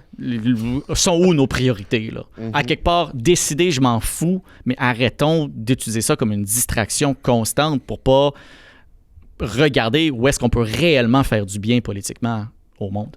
C'est ça, je trouve un peu avec les médias. Tu sais, il y a des sujets plus clickbait, sexy, que ça va faire parler, puis il va avoir une attention médiatique, puis tu sais, là, tout le monde se chicane ses toilettes mix. Mais il y a d'autres sujets qui sont peut-être moins sexy, mais qui sont plus importants à parler. T'as-tu en tête des débats de société qui sont comme underrated, qu'il faudrait qu'on ait, mais qu'on s'en calisse? L'équité économique, tout le temps. Moi, pour moi, c'est le nerf de la guerre, elle est là. Notre liberté dépend de deux choses. La liberté de n'importe quel peuple dépend de deux choses. Ça dépend de son niveau d'éducation, parce qu'un peuple qui n'a pas d'éducation ne peut pas être libre, qui n'est pas capable de se gérer, de se gouverner lui-même. Alors, l'éducation, un. Puis la deuxième chose, c'est les moyens. Si tu as tous les plus beaux principes au monde, mais tu n'as aucun moyen économique d'y donner effet, tu n'es pas libre. Et à mesure que l'inflation, par exemple, fait en sorte que notre pouvoir d'achat diminue, notre liberté réelle diminue aussi. C'est bien beau dire, tu es libre de prendre l'avion puis faire le tour du monde. Si tu n'es pas capable de te payer le billet d'avion, tu n'es pas réellement libre de le faire. Alors, à mesure qu'on continue à laisser l'écart grandir année après année entre les gens extrêmement riches. Puis là, quand je parle, puis il y a toujours des gens, quand je parle des riches, ils disent « Ah, t'es contre les gens qui ont travaillé fort. » Je ne remets pas en question qui ont travaillé fort. Mais il y a des gens bien pauvres qui travaillent extrêmement fort aussi. T'sais, travailler fort, c'est une condition nécessaire et je veux absolument pas enlever l'effort des gens qui ont gagné des grosses fortunes, mais il y a un élément de chance aussi. Et puis, quand je parle des riches, je parle pas de quelqu'un qui a 3-4 millions parce qu'il a parti sa PME puis il a travaillé pendant des années d'arrache-pied. Là, je parle de quelqu'un, dont il y en a très peu au Québec, de gens qui sont multimilliardaires pour qui leur réalité est totalement différente de la nôtre. Genre Musk, sa fortune prend 50 milliards aux 2 semaines. C'est ça, tu sais. Puis si tu regardes qu'est-ce qu'ils font pendant ce temps-là, je veux dire, pendant que l'énorme majorité de la population occidentale s'est appauvrie, la fortune de ces gens-là a gagné en place. Ça, c'est une question d'équité économique pour moi parce que c'est pas comme si en tant que société, on avait produit moins de valeur. Là. En tant que société, on a créé autant de richesses. C'est juste que la façon qui s'est approprié cette richesse-là, les règles du jeu ont changé. Les propriétaires de PME ont de moins en moins de facilité à faire de compétition avec les énormes entreprises à travers le monde. Ces gens-là aussi ont besoin d'aide. Ces gens-là aussi, ils ont besoin de rentrer dans les discussions à savoir qui a les ressources. Et si on continue à s'arranger pour que nos ressources n'aillent pas aux gens qui en ont besoin pour être libres, ben on ne sera pas libre. C'est-tu dangereux être un milliardaire? Genre, quand t'arrives à cette strate-là, il faut-tu que tu te protèges? Tu sais, y a-tu des gouvernements qui t'es sur le radar? Tu sais, Icarus, là, il a volé trop proche du soleil puis il s'est brûlé. Ça peut-tu faire ça quand t'es trop riche? Ben, n'étant pas moi-même milliardaire, je sais pas. Mais j'imagine que pas mal tous les milliardaires doivent avoir des mesures de protection quelconques. Là, mais là-dessus, je veux dire, c'est de la spéculation pure. J'en ai aucune idée. Il faudrait demander à un milliardaire. Ouais, j'en connais pas, moi non plus. La situation économique des Québécois, c'est-tu si alarmant que ça? C'est quoi C'est meilleur qu'ailleurs. ton portrait là-dessus? C'est meilleur qu'ailleurs. Il y a une notion économique qui s'appelle le coefficient de Gini, Gini, qui est essentiellement un calcul des inégalités.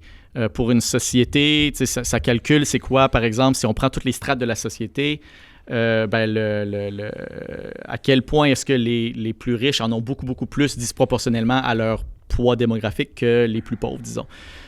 Au Québec, ça va mieux que dans d'autres endroits à travers le monde. Ça va certainement beaucoup mieux qu'aux États-Unis. Ouais. Mais le trend n'est pas favorable. Qu'est-ce que tu veux dire, le trend n'est pas favorable? Ça veut dire à mesure que le temps avance, ces iniquités-là, surtout depuis la pandémie, ces iniquités-là ont pris de l'ampleur. C'est quoi les plus gros enjeux de la classe moyenne basse des Québécois? Mais d'un, il faut définir c'est quoi la classe moyenne, parce que ça, je veux dire, les politiciens adorent parler de la classe moyenne parce que c'est un terme que tout le monde s'identifie à ça, mais personne n'est obligé de la définir.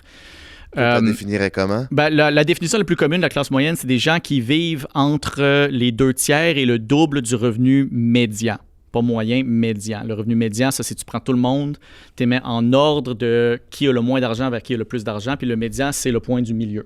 Alors, il ne faut pas le confondre avec la moyenne, parce que la moyenne va avoir des distorsions par les gens ultra riches qui augmentent la moyenne sans nécessairement que la majorité des gens aient accès à cet argent-là. Mm-hmm. Alors, si on regarde ça au dernier chiffre, puis là, ça remonte un peu, là, mais la classe moyenne commencerait présentement à peu près 36 000 $ par année.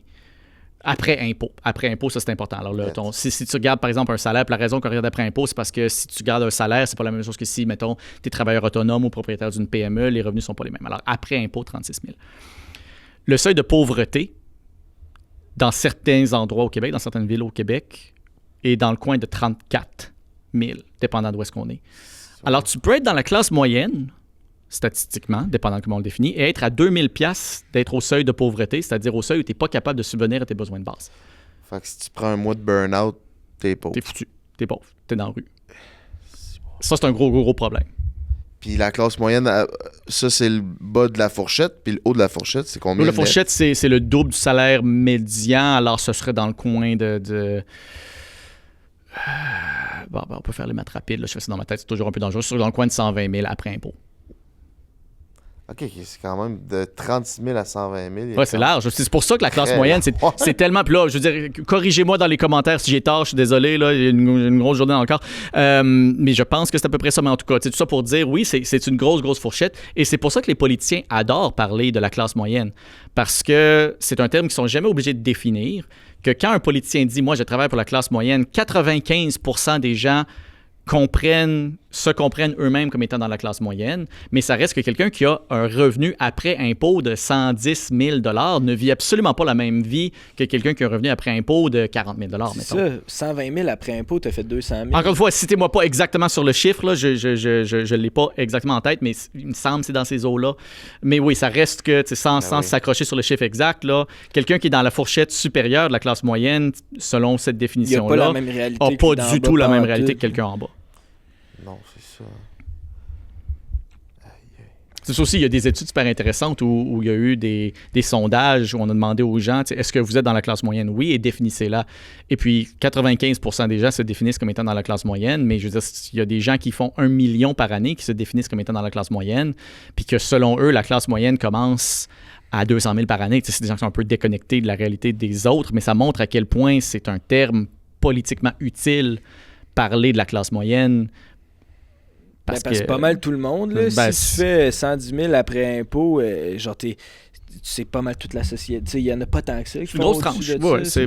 Oui, c'est une grosse tranche du monde, mais je veux dire, c'est pas une si grosse tranche du monde que ça, dans le fond. Parce savoir le pourcentage de ceux qui gagnent entre 30 000 puis 110 000, 115 000 après impôt. J'ai pas les chiffres en tête, je sais pas. Ça doit être genre 80, 85. Je sais pas. Tu sais, faut que tu dises le revenu médian. Ça veut dire que la moitié des gens ont moins que ça. Alors, le revenu médian, encore une fois, là, gros bémol astérisque, mais mettons qu'il est dans le coin de 45-50 000. Ben, ça veut dire que la moitié des gens gagnent moins que ça. Ouais. Puis, tu sais, il y a tout l'aspect salaire, mais au niveau endettement, ça ressemble... Est-ce que tu peux nous faire un portrait à quoi ça ressemble un Québécois moyen? Est-ce qu'on... j'ai pas les chiffres là-dessus. Okay. Je sais que l'endettement personnel grandit année après année aussi, mais j'ai pas les chiffres exacts là-dessus. Puis il faut faire attention aussi parce que beaucoup de cet endettement-là est lié à l'accès à la propriété. Puis le plus la maison, le plus le premier condo coûte cher, le plus l'endettement augmente. Mm-hmm. Alors, il faut faire vraiment attention quand on regarde les statistiques d'endettement. Je pense que, puis ça, c'est pas facile de trouver ces statistiques-là. C'est beaucoup plus intéressant de trouver des statistiques d'endettement qui sont pas liées à une hypothèque ou qui sont pas liées à un actif, par exemple, comme un automobile. C'est de l'endettement de consommation qu'on appelle. Ça, c'est quand tu t'endettes sur ta carte de crédit, par exemple. Ça, je crois aussi que c'est en augmentation, mais j'ai pas les chiffres. Je sais pas. T'avais-tu une blonde quand t'habitais à Manhattan, Fernel? Question complexe. Quand j'habitais pour les premières années, j'avais une blonde qui, elle, vivait à Montréal. Alors, je faisais beaucoup d'allers-retours.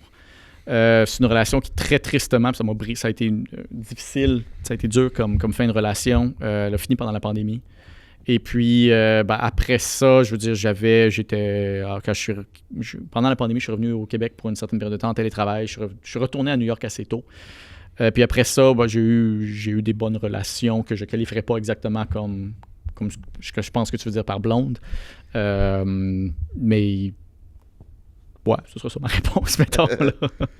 Tu fais quoi quand t'es intellectuel comme toi avec une fille? Ouais, c'est quoi tu fais en première j'adore date? les femmes intellectuelles, moi. Ben, c'est ça. C'est-tu sapiosexuel? Non, c'est j'ai de la misère avec le terme parce que, tu sais, j'imagine... Dire je suis qui ne l'est pas? Qui est plus attiré par quelqu'un de con dans la vie? Ouais, c'est vrai. Alors, j'hésite un peu avec ça, mais moi, je suis énorme. Je veux dire, moi, je suis extrêmement attiré par des femmes intelligentes, fortes de leurs opinions, qui ont un bagage intellectuel. C'est charmant pour moi. Est-ce que c'est dur à trouver? Non. Mais tu sais, dans ton... parce qu'il n'y a pas juste ça, là. Tu dois avoir l'apparence physique que t'aimes. Tu sais, tu as besoin de trouver une blonde, dans le fond? Par le fait que j'ai vécu une vie très nomade pour les 10 dernières années de ma vie, mettons, j'ai eu la chance de me tisser de relations très proches, très importantes pour moi, un peu partout. Ce qui fait que j'ai comme des espèces de de cendres encore chaud, disons, un peu partout à travers le monde. Ça sonne super douche, mon affaire. Non, je suis désolé, là. C'est la façon la plus intellectuelle de dire que t'as un roaster un peu partout. J'ai la grande... Puis je veux être très clair, je suis très, très bien entouré à Québec aussi. Je veux dire, je suis extrêmement chanceux dans toutes mes relations, qu'elles soient amoureuses, qu'elles soient amicales, qu'elles soient intimes, peu importe. Moi, j'ai pas de... Je suis très chanceux. Je suis quelqu'un qui est entouré d'amour. Ben, on a un cadeau pour toi, pour ton OK. entourage plein d'amour. OK. Oh! Oh! Est-ce que je peux l'ouvrir? Ben oui, Ah, c'est un ouais. cadeau propulsé par RS et compagnie. Ben oui, dans le chat avec le code BREAK15, vous pouvez sauver 15% de rabais sur tous leurs produits sur le site internet. Puis là, c'est ça, on t'offre quelque chose de spécial. Est-ce que je peux... OK, une carte? Ouais, ben tu peux faire ce qu'il faut comme tu le sens.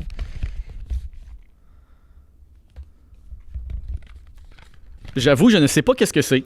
C'est un gel à pénis. OK. C'est un gel stimulant pour pénis, le Pulse Me Down par Love to Love. Double ton plaisir avec ce gel stimulant. C'est un gel crémeux à la menthe conçu pour ajouter des sensations. Appliquez-le sur toute la longueur du pénis, en particulier sur le frein, une zone sensible, située sous le gland pour une vague de sensations fortes. En solo ou à deux, ce gel vous permettra d'avoir encore plus de sensations pour des orgasmes encore plus intenses. Fait que ça serait surprenant qu'il ait reçu ça. Ah ben merci. Écoute, sincèrement, je souhaite à tout le monde toutes les formes d'amour, d'intimité, de plaisir qu'ils cherchent parce qu'on a tellement besoin de ça dans la vie. Je veux dire, je pense que c'est une des forces les plus apaisantes, mais aussi les plus stimulantes en même temps, de façon super positive quand c'est fait de façon saine. Alors, je le souhaite à tout le monde. Ouais. C'est quoi pour toi, tu sais, toute forme d'amour est bonne, mais la plus importante ou la plus significative pour toi?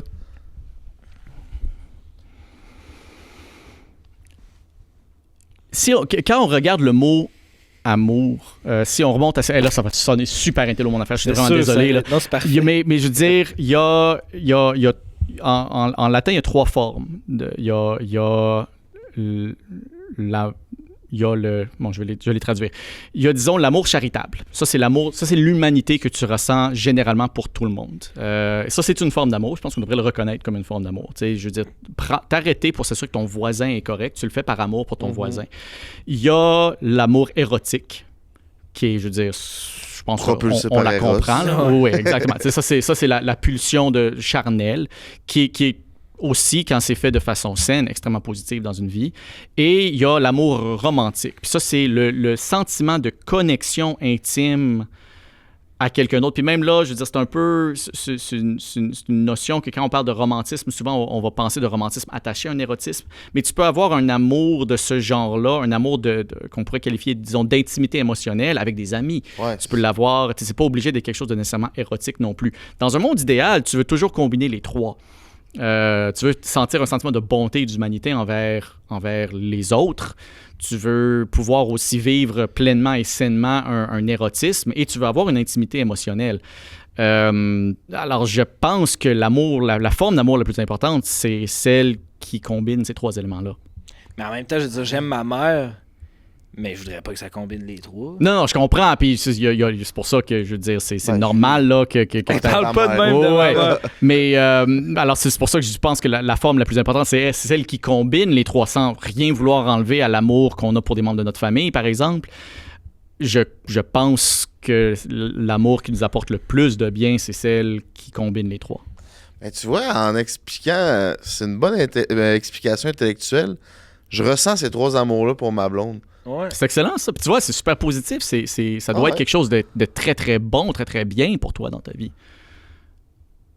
Ouais, c'est vrai. Ben, ça, des fois, moi, je dis ça à ma blonde, genre, c'est nice, t'es comme ma meilleure amie, mais en plus, j'ai envie de coucher avec toi. Genre, tu sais, c'est comme le petit, genre. Mais moi, c'est cool. l'aspect que j'avais jamais vraiment analysé, mais l'aspect plus humanitaire que je veux qu'elle se sente bien. Tu sais, mettons, je suis pas le gars qui va faire le plus de ménage ou qui va aider dans la maison, mais je vais toujours faire en sorte qu'elle soit correcte ou de... Ouais, tu sais, si tu qu'elle vas soit- voir ses intérêts à elle comme C'est étant ça. égal en importance au tien. Ce genre d'amour-là. T'sais, comme, admettons, elle vient du Saguenay, elle voit pas souvent sa famille, ben, j'essaye dans le meilleur du possible qu'on puisse y aller ou lui donner l'opportunité qu'elle voit sa famille ou, tu sais, sa mère, des fois, elle vient à Montréal puis elle a couché une fois à la maison. Là, le lendemain, ils sont comme, ben, ça te dérange si je recouche? Puis finalement, elle a couché 3 soirs puis je sens que ça... Ils pensent que ça me dérange, mais je suis comme, tu sais, ça, c'est un geste humanitaire pour moi dans un peu ta version de passe tout le temps que tu veux avec ta mère, là.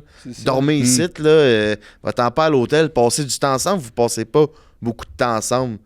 J'avais jamais vu ça. Ouais. Là, ça. Ouais, c'est vrai, c'est intelligent. Traiter les besoins de l'autre personne comme les tiens. Ou même des fois en priorité sur les tiens. Ben, j'hésite à priorité parce que ça peut virer dans l'obsession. Là. Ouais. Puis, tu sais, si tu pars avec la prémisse qu'il faut que tu prennes les besoins des autres comme étant supérieurs aux tiens, tu es en train de dire que l'autre peut pas t'aimer de la même façon. Parce que vous pouvez être deux à prendre les besoins de l'autre comme étant supérieurs, ça devient une espèce de loop qui finit peu. Tu comprends ce que je veux dire?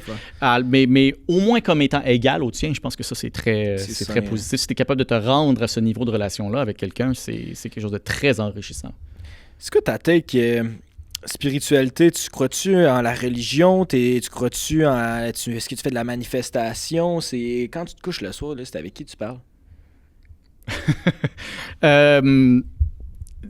Ça, c'est un domaine qui est tellement compliqué parce qu'il faut tellement travailler fort à définir nos termes. Si tu demandes, si on veut parler de religion, il faut qu'on s'assure de parler de la même chose. Alors, c'est quoi pour toi la religion? Si tu suis... je sais pas, là, je brainstorm avec toi. Non, mais tu sais, je pose pas la question en piège, mais c'est parce que tu peux avoir deux personnes qui pensent qu'ils parlent de la même chose quand ils disent le mot religion, qui parlent pas de la même chose puis qui se comprennent pas. Pour moi, la religion, c'est que tu as une espèce de code de conduite ou un code de croyance à suivre. T'as comme quelque chose qui est écrit dans un livre ou ça, tu te le fais enseigner puis tu suis ça. J'ai l'impression que ce serait ça ma définition. Mais genre le code civil, ça compterait pas comme la religion, genre. Puis encore une fois, je suis pas en train d'essayer de te faire chier là, parce que c'est tellement des questions profondes qu'avant même qu'on puisse en avoir une discussion, faut qu'on se comprenne soi-même dans ce qu'on veut vouloir dire dans ces choses. Je suis d'accord. Moi, je me limite simplement à dire que l'univers est énorme. J'en ai vu qu'un très, très, très petit bout. Et ça serait d'une arrogance incroyable penser que ce que j'ai vu est représentatif de l'ensemble des forces qui existent dans l'univers. Il y a une énorme partie des forces de l'univers qu'on ne comprend pas. Et tout le monde donne un nom différent et a une conception différente de ce mystère-là. Il y a des gens qui vont dire ce mystère-là, c'est Dieu. Il y a des gens qui vont dire ce mystère-là, c'est l'inexploré qu'il faut que la science regarde. Et je veux jamais invalider le processus interne de chaque personne à essayer de comprendre ce mystère-là. Alors, je m'en reste là. Je suis satisfait avec ça. Oui, je pense que fondamentalement, je pense pas que c'est prouvable qu'il y ait l'existence d'un Dieu ou non, mais c'est parce qu'à la base, je serais même pas capable de définir c'est quoi. Qu'est-ce que vous voulez dire par un Dieu? Je suis même à un niveau inférieur à ça. Je pense même pas qu'on est capable de concevoir de la question d'une façon suffisamment intelligente pour arriver à une réponse. Non. Mais ça nous empêche pas d'essayer. Puis je nous encourage tous à le faire. Ça fait du sens. On est rendu au segment meuble RD, mon Farnell. T'es-tu bien assis? Ah non, mais sérieux, il est très confortable, ce meuble-là. Là. C'est parfait, hein? Moi, Farnell approved. Farnell approved. Ouais. Merci à Meuble RD, qui est une compagnie québécoise qui livre partout à travers le Québec. Ils ont des maudits bons prix en magasin. Eux autres, il n'y a pas de flafla, il n'y a pas besoin de décor, de fausses salles de bain, de fausses chambres. C'est direct dans le magasin, t'achètes ça. Fait que ça fait économiser. Fait que le Fire, c'est quoi donc? Je me trompe tout le temps. Rapid Fire Question. Ok, ça j'adore ça parce que c'est comme l'inverse total de ce que je fais à essayer d'apporter de la nuance à tout. Là. C'est ça, mais oui, c'est ça. Mais il y en a qui l'ont pas. Tu sais, Rapid Fire Question, il y en a qui répondent pendant. Ah non, mais on va jouer au jeu. Là. Rapid Fire, ça veut dire rapide. OK. Puis dans le fond, j'ai 10 questions pour toi. On a 1 minute, puis le but, c'est qu'on 6 secondes par question. Hey, t'es tellement... Oui, c'est ça, Farnell. C'est 6 secondes par question, mon intellectuel. Lis-les vite, parce que 6 secondes, là... Ah, c'est ça, ok, c'est ça, j'ai de la pression ici. Ouais, c'est aussi ta job d'être rapide. C'est vrai, des fois, je suis pas le plus rapide, puis toi, c'est vrai que t'es un gars d'efficacité. Tu reçois tes lunchs direct dans ton bureau pour pas perdre 6 minutes. Maintenant, j'apprécie le moment. Là, mais ouais. Fait qu'on n'est pas là pour faire perdre ton temps. Fait que, est-ce qu'on est prêt au timer? Alright, ça part. Travailler à New York ou travailler au Québec? Au Québec. Idéologie woke ou retour aux valeurs traditionnelles? Équilibre. Tu préfères le premier mandat de Trump ou son deuxième? Le premier parce qu'il finit. Le meuble préféré d'un avocat? Sa chaise, parce qu'il passe tout son temps dedans. Le sujet d'actualité le plus important dont on parle pas assez dans les médias? La croissance entre les plus riches et le reste du monde. Est-ce qu'Epstein s'est vraiment enlevé la vie? Je ne crois pas, mais je suis incapable de faire autre chose que spéculer. La première chose à changer dans la Constitution canadienne?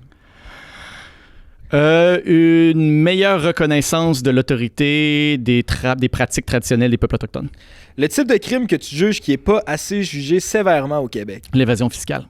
Le type de crime que tu considères qui est jugé trop sévèrement au Québec? J'en ai pas vraiment. Je pense qu'on est une bonne société là-dessus. Le fruit préféré. Oh, on a fini! Oh! Je suis désolé, j'ai pris trop de temps. Non, c'est crée, on t'est rendu à la dernière. Bon. Okay, T'étais dans nos quick. Okay. Fait que félicitations. Le fruit préféré d'un avocat? C'est une petite joke. C'est l'avocat. Ah. Et voilà. C'est bon. Ah, c'était vraiment intéressant comme podcast. T'expliques bien, puis ça va vite. Des bouts, je suis comme, faut que je prenne le temps de processer ce que tu dis dans ma tête, tu sais. Mais merci d'être venu, c'était vraiment le fun. Ça me fait plaisir, merci beaucoup. Merci pour le cadeau aussi, c'est très gentil. Ben merci, c'était vraiment nice. Pour vrai, on a touché tellement à de sujets, ça nous a clarifié pas mal de stock. En tout cas, moi, là, j'ai bien aimé ça. Ouais, c'était super intéressant. Fait que si jamais t'es intéressé à m'en donner à revenir, pas quand il se passe d'autres choses des personnes dans l'actualité, la porte est ouverte pour toi. Si on prend un break, mon Farnell. Ben, ça me fait plaisir, merci beaucoup. Puis c'est super gentil de votre part de m'inviter parce que c'est important de jaser d'affaires. Là. Puis je pense que je suis content qu'on ait pu en parler. T'aimes-tu ça les formats longs? Tu fais beaucoup de formats courts, t'as sûrement... Ben c'est ça, c'est que c'est tellement différent pour moi parce que moi je fais du format rapide, genre. Mm-hmm. Alors vraiment avoir la chance de s'asseoir puis passer plus qu'une minute et demie à essayer d'explorer un sujet ensemble. Puis surtout, tu sais, moi je suis dans un format où il y a personne qui me répond. Ouais. Alors j'aime beaucoup cette dynamique-là aussi. Ah, c'est cool. Si il y a des sujets qu'on n'a pas traités, que vous aimeriez qu'on traite, peut-être réinviter Farnell ou peu importe, laissez-nous sans savoir dans les commentaires, on va pouvoir checker ça. Ouais, c'est ça. On est intéressés, nous autres aussi, à l'actualité. On suit ça. Ben, en tout cas, moi, personnellement, je suis ça un peu de loin, mais j'aime ça, ces épisodes-là. On dirait, justement, ça me remet à jour. Puis je suis sûr qu'il y a d'autres mondes qui vont pouvoir utiliser ça comme ça pour se remettre à jour dans l'actualité. Fait que c'est pertinent de le faire. Puis si ça vous intéresse dans le chat qu'on en fasse d'autres, écrivez-nous vos sujets que vous voulez qu'on aborde. Puis ça va nous faire plaisir de recevoir quelqu'un puis d'en jaser. Si on veut t'encourager, mon Farnell, ou tu veux-tu faire tes plugs? Alors, ma première plug, ce serait s'il y a un ami que vous n'avez pas vu ou que vous n'avez pas parlé depuis un bout, envoyez-nous un message. Ça, c'est ma première plug. Pour le reste, là, mes médias sociaux, c'est mon nom, c'est Farnell Morisset sur TikTok, Instagram, Facebook, le reste. Tabarnak, t'es même philosophe. T'es philosophe. Non, mais je pense je veux toujours finir avec ça le plus possible. C'est bon, ça. Parce qu'on a tellement besoin de se tisser des liens sociaux. C'est bon pour nous, oui. mais c'est bon pour la société aussi.